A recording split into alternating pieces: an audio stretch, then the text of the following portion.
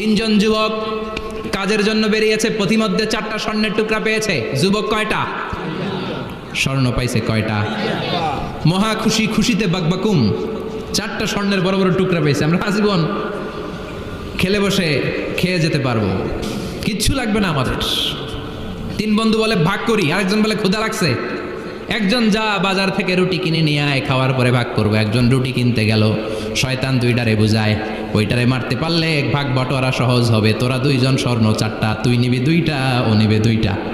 হিসাব সহজ না? 2 বন্ধু প্ল্যান করছে, ওইটারে মাইরা তুই 2টা আমি 2টা। যেটা রুটি আনতে গেছে প্ল্যান করেছে, রুটির মধ্যে বিষ মিশায় নেই। কি মিশাবো? বিষ। তাহলে বিষ খাওয়া রুটি খেয়ে ওই 2টা সে সব পাবে, আমি পাবো। ভাগাভাগির কিছু নাই, সব যাবে আমার কাছে। 4টা স্বর্ণের টুকরার মালিক আমি। রুটির মধ্যে বিষ মেখে নিয়ে এসেছে। ওই 2 বন্ধু প্ল্যান অনুযায়ী ওইটারে ধরে মেরে ফেলছে।